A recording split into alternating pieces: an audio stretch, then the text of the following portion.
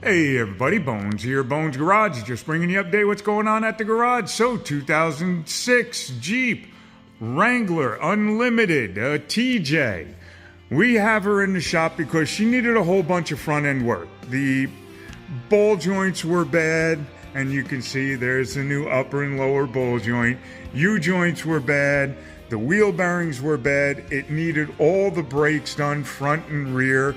Tie rod ends, we have new drag link in here, we have a new tie rod for the steering box, we have a whole new tie rod assembly up front, and we got everything done. Once we got it all done, I set the tow real quick, checked everything out. Everything looked good for the actual alignment of the front end.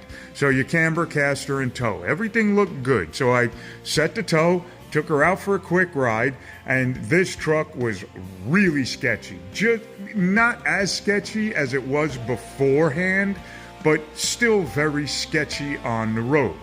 So I set her back up on the alignment rack, and we got into this screen. And this screen gives me all of our dimensions. This will tell me how well the two axles are aligned center to center, so how parallel they are.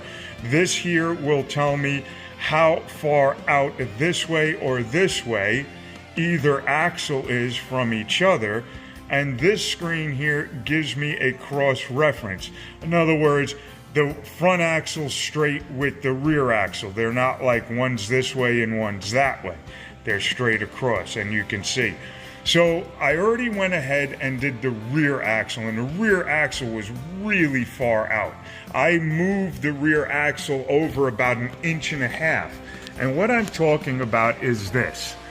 This is our track bar. On this end, it attaches to the front axle. And if you follow it up, right along here, you'll see the other end attaches to the actual frame of the truck. And that is what keeps this axle centered underneath this truck. This I haven't moved. The amount of the length from here to here I have not moved. That is what I did move. So this is how far. So where you see this circle here, that is where this axle was sitting. This axle was sitting way out here, and the rear axle was just the opposite.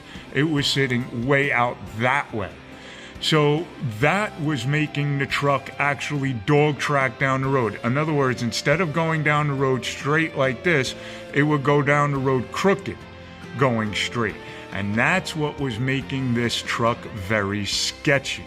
So now what I have to do is I have to shorten this bar here to make this line up with that hole. And it's not easy. You have to get a come along, you have to put it in, you have to tie it down, and you have to pull. It takes a lot to pull these back and forth. But once we get it done, this truck should ride really nice. And you can see how close my numbers are. Especially if you look here, we have a 5 and a 6, and over here we're really close to being centered. And I'll get that final centering once I can get this to where it needs to be. I'll extend it or detract it a little bit. I only have so much using the come along, so there's a lot of distance between one link and the next, which is going to give me what I have here. The little tiny bit of being out. So we're looking really good so far. Hopefully I'll be able to get this all right. We'll get this all done, and we'll get her back out on the road. Alrighty guys, keep you updated as we go. And this has been a problem for this guy for years, he told me. It's a truck he's owned for a number of years. And he told me that sketchiness has been in this truck for years. And I'm hoping that what I found is the reason why it was the way it was. So we'll see. Oh, it's always a gamble. It's always a guess. Alrighty, guys, have fun. Keep you up to date. Okay, bye.